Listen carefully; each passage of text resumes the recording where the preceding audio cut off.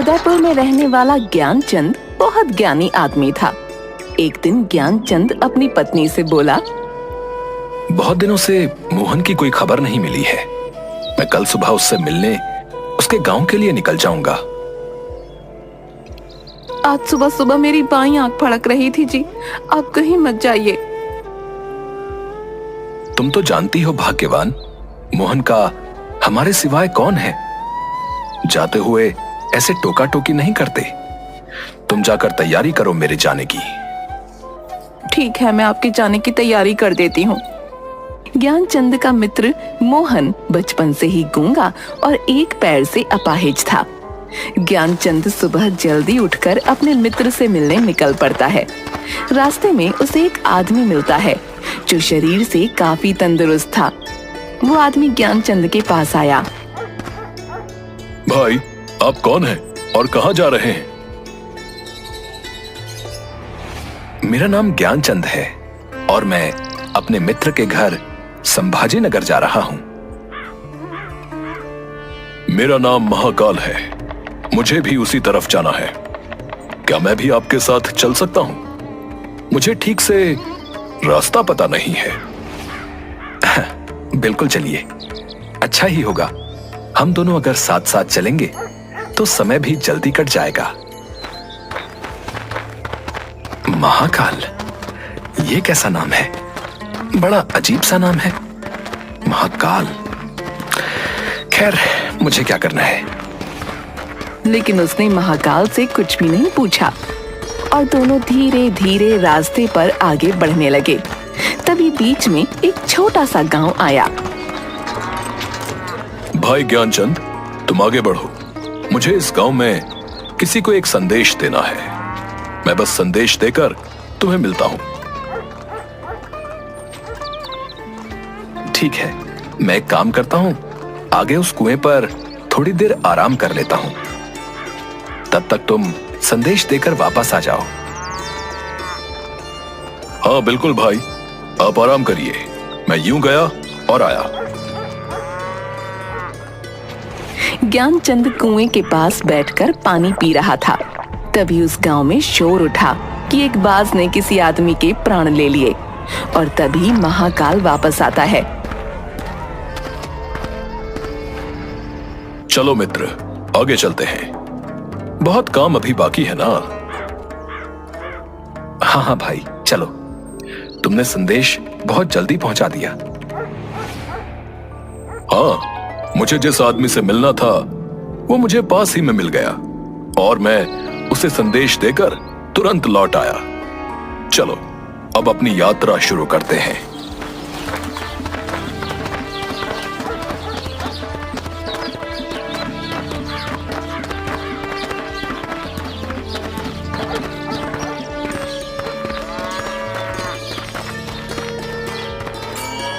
मित्र, रात होने वाली है और पूरा दिन चलकर हम बहुत थक भी गए हैं।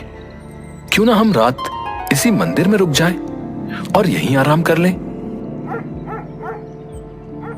तुम सही कह रहे हो, हम यहीं रुक जाते हैं और आराम कर लेते हैं और इसी बहाने से प्रभु के दर्शन भी कर लेंगे। भूख भी बहुत लगी है, इसलिए भोजन कर लेंगे और थोड़ा विश्राम करके सुबह जल्दी ही आगे की यात्रा के लिए निकल पड़ेंगे। ठीक है, हम यहीं रुक जाते हैं। मुझे इस गांव में किसी का सामान देना है, देकर आता हूं। तुम भोजन करो, मैं आकर खा लूंगा। लेकिन मित्र, साथ में भोजन करते हैं ना। अरे मित्र, बस मैं काम निपटाकर अभी आया, आप भोजन करो।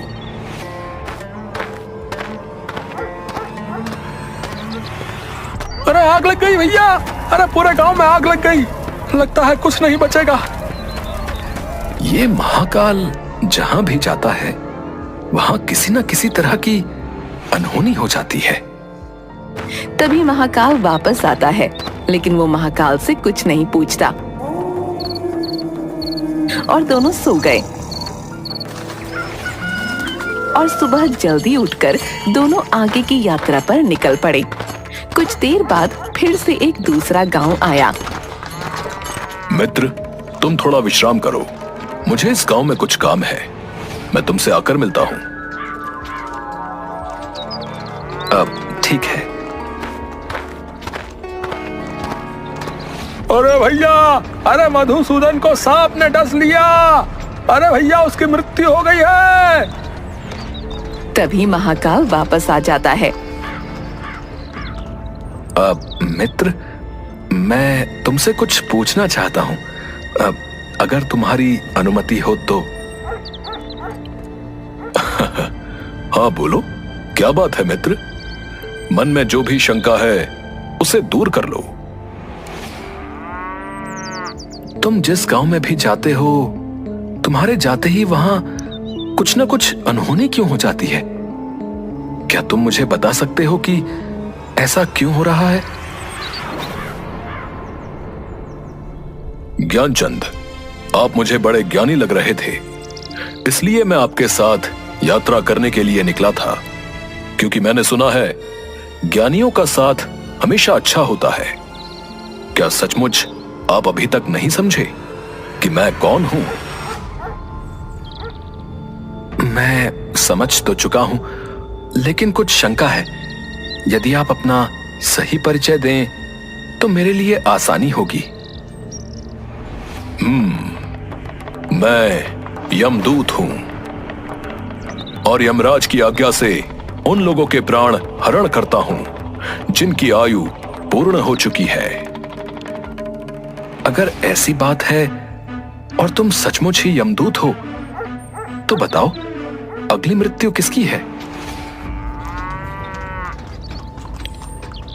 अगली मृत्यु तुम्हारे मित्र की है, जिससे तुम मिलने जा रहे हो, और उसकी मृत्यु का कारण भी तुम ही होगे। अब तुम ये क्या कह रहे हो? क्या सच में अगली मृत्यु मेरे मित्र की होने वाली है और मैं ही उसकी मृत्यु का कारण हूं? वो मेरे बचपन का मित्र है। मैं उसकी मृत्यु का कारण नहीं बन सकता। इसलिए बेहतर होगा कि मैं अपने मित्र से मिलने आगे की यात्रा पर न जाऊं। कम से कम मैं तो उसकी मृत्यु का कारण नहीं बनना चाहता हूं। तुम जो सोच रहे हो वो मुझे भी पता है, लेकिन तुम्हारे अपने मित्र से न मिलने के विचार से नियति नहीं बदल जाएगी। तुम्हारे मित्र की मृत्यु निश्चित है और वो तुम्हारे चरणों में ही मर जाएगा। अगर ऐसा है तो मैं अपने मित्र से मिलने आगे जाऊंगा ही नहीं और अपने घर वापस लौट जाऊंगा। परंतु जैसे ही वह गांव की तरफ से लौटने लगा, उसका मित्र मोहन तेजी से आता हुआ दिखाई दिया, जो ज्ञानचंद को देखकर बहुत ज्यादा खुश लग रहा था। मोहन के आने की गति को देखकर ऐसा लगा कि वो बहुत देर से उसके पीछे आ रहा हो। तुम कुछ भी कर लो, लेकिन नियति को नहीं बदल सकते हो। तुम्हारा मित्र बहुत देर से तुम्हारे पीछे आ रहा है, क्योंकि उसने अपनी शक्ति से ज्यादा जोर से दौड़ने की कोशिश की, जिस कारण कुछ ही क्षणों में वो तुम्हारे चरणों में अपनी आखिरी सांस लेगा। जैसे ही मोहन ज्ञानचंद के पास पहुंचा, वो जमीन पर गिर पड़ा।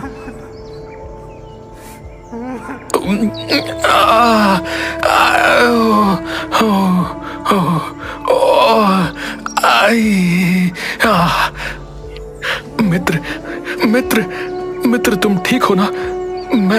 मैं तुम्हें कुछ नहीं होने दूंगा।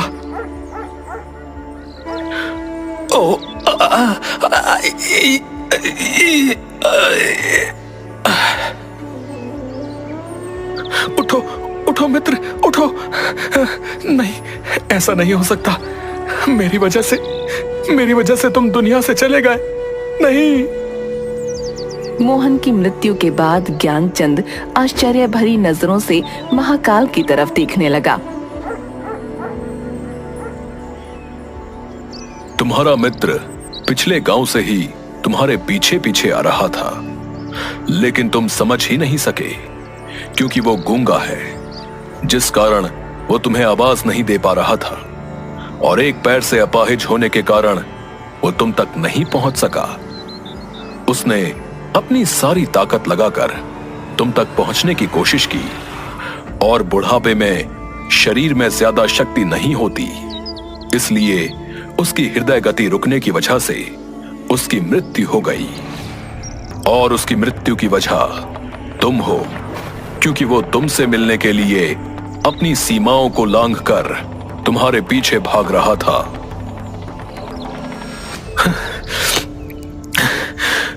अगर मृत्यु मेरे मित्र की होनी थी तो तुम शुरुआत से मेरे साथ क्यों चल रहे थे? मैं तो सभी के साथ चलता हूं और हर क्षण चलता रहता हूं। केवल लोग मुझे पहचान नहीं पाते, क्योंकि लोगों के पास अपनी समस्याओं के अलावा किसी और व्यक्ति, वस्तु या घटना के संदर्भ में समझने का समय नहीं होता।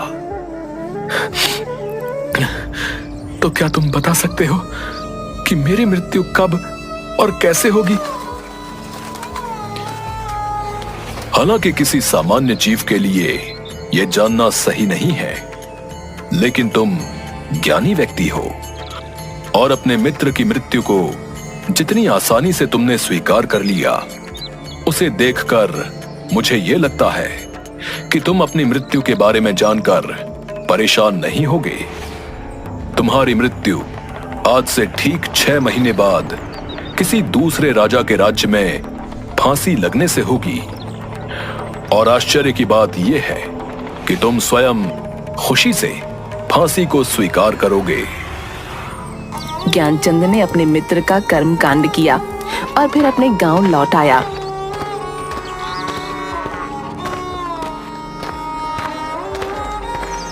ज्ञानी व्यक्ति भी अपनी मृत्यु के बारे में जानने के बाद मृत्यु से बचने के लिए कुछ न कुछ करते हैं।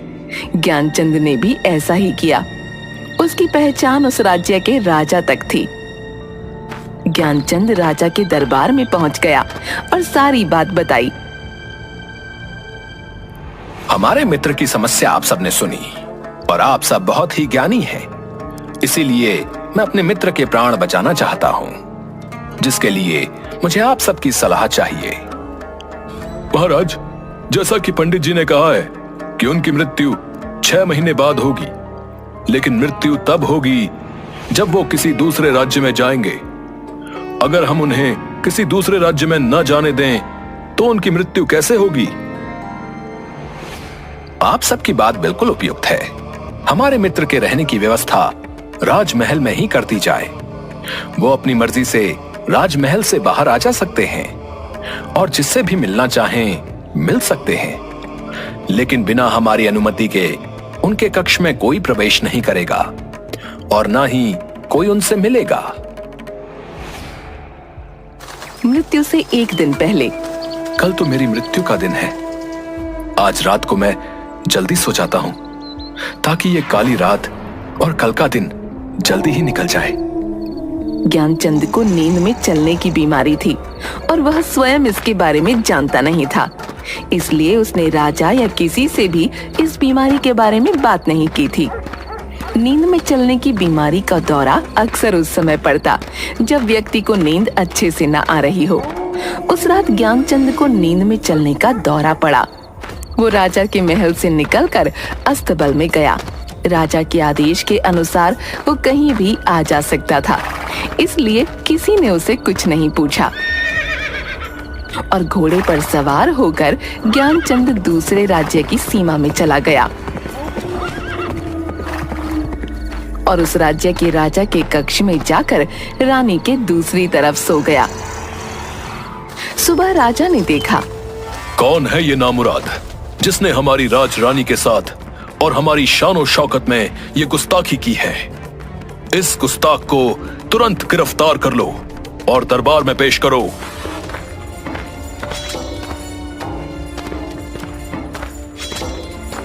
माफी महाराज, माफी महाराज। मुझे खुद नहीं पता कि मैं आपके राज्य में कैसे आया, और राज्य में तो छोड़ दीजिए, आपके कक्ष में कैसे आया मैं खुद नहीं जानता। तुम झूठ बोल रहे हो, सच सच बताओ। तुम कोई जासूस तो नहीं हो? महाराज, मैं सच कह रहा हूं, मैं कोई जासूस नहीं। राजा तो पहले ही क्रोधित था और ज्ञानचंद की बातें सुनकर और क्रोधित हो गया। तुम्हारा अपराध अक्षम्य है। सैनिकों, इस दुष्ट को फांसी पर चढ़ा दिया जाए। महाराज, महाराज, मैं नहीं जानता कि मैं यहां कैसे पहुंच गया और आपके किसी पहरेदार ने मुझे रोका क्यों नहीं, लेकिन मैं इतना जानता हूं कि आज मेरी मृत्यु होने वाली है और होने जा रही है। तुम्हें कैसे पता कि आज तुम्हारी मृत्यु होनी थी? क्या कहना चाहते हो तुम? महाराज, मेरा क्या, किसी भी सामान्य व्यक्ति का इतना साहस कैसे हो सकता है कि वो राजा की उपस्थिति में राजा के कक्ष में रानी के बगल में सो जाए? ये तो सरासर आत्महत्या होगी। मैं दूसरे राज्य से इस राज्य में आत्महत्या करने क्यों आऊंगा? अगर तुम्हें यह पता है तो तुम हमारे कक्ष में क्यों आए? महाराज, मैं आपको सारी बातें सच सच बताता हूं और पिछले 6 महीने में हुई सारी बात बताता हूं।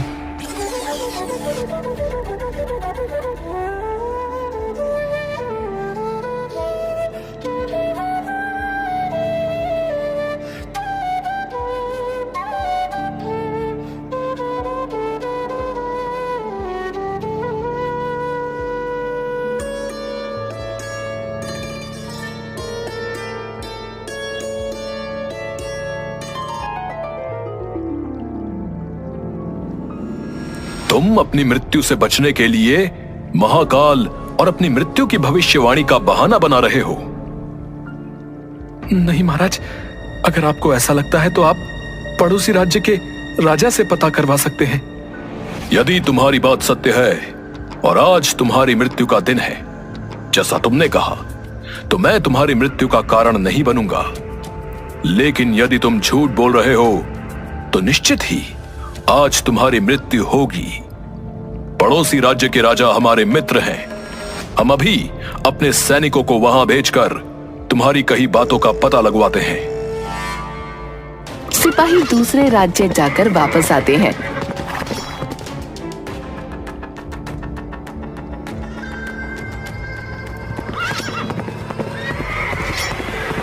महाराज, ज्ञानचंद जो कह रहा है वो सही कह रहा है।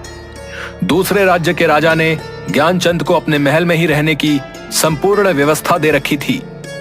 पिछले 6 महीने से ये राजा का मेहमान था। कल रात राजा स्वयं इससे अंतिम बार कक्ष में मिले थे और उसके बाद ये इस राज्य में कैसे पहुंचा, इसकी जानकारी किसी को नहीं। इसके अनुसार ज्ञानचंद को फांसी की सजा देना उचित नहीं है। लेकिन अब समस्या यह है कि अगर इसे फांसी नहीं दी जाएगी तो यह राज्य के नियमों के विरुद्ध होगा, और अगर इसे फांसी दी जाएगी तो ये इसके साथ अन्याय होगा। महाराज, ज्ञानचंद को कच्चे सूत के एक धागे से फांसी लगवा दें, जिससे आपके वचन का मान रहेगा, और कच्चे सूत के धागे से लगी फांसी से ज्ञानचंद की मृत्यु भी नहीं होगी। महाराज, हमें आपकी सलाह उपयुक्त लग रही है। ज्ञानचंद को कच्चे सूत के एक धागे से फांसी पर लटका दिया जाए। महाराज, महाराज, आपकी जय हो और आपके न्याय की भी जय हो। मैं आपके न्याय से बहुत खुश हूं। मुझे पूरा विश्वास है कि कच्चे सूत के धागे से मेरी मृत्यु नहीं होगी। मैं खुशी खुशी आपकी दी हुई इस फांसी की सजा को स्वीकार करता हूं। महाराज, जैसे ही ज्ञानचंद को फांसी दी गई, कच्चे सूत का धागा टूट गया, लेकिन टूटने से पहले उसने अपना काम कर दिया। ज्ञानचंद के गले की नस कट चुकी थी और वो जमीन पर पड़ा तड़प रहा था, और देखते ही देखते उसका शरीर शांत हो गया। विश्वास नहीं हो रहा कि एक कमजोर से धागे से किसी की मृत्यु हो सकती है। नियति ने अपना काम कर दिया है। जो होना होता है वो होकर ही रहता है। हम चाहे जितनी भी सावधानी कर लें, समझे? चाहे इंसान जितने उपाय कर ले, हर घटना और उस घटना का सारा ताना बाना पहले से निश्चित है, जिसे हम रत्ती भर भी इधर उधर नहीं कर सकते। इसलिए ईश्वर ने हमें भविष्य जानने की क्षमता नहीं दी है, ताकि हम अपने जीवन को ज्यादा बेहतर तरीके से जी सकें। सैनिकों, ज्ञानचंद के पार्थिव शरीर को पूरे सम्मान के साथ पड़ोसी राज्य में उसके घर ले जाया जाए और उसके परिवार की यथोचित सहायता की जाए। उसके बाद ज्ञानचंद की पत्नी ने ज्ञानचंद का दाह संस्कार पूरे विधि विधान से किया।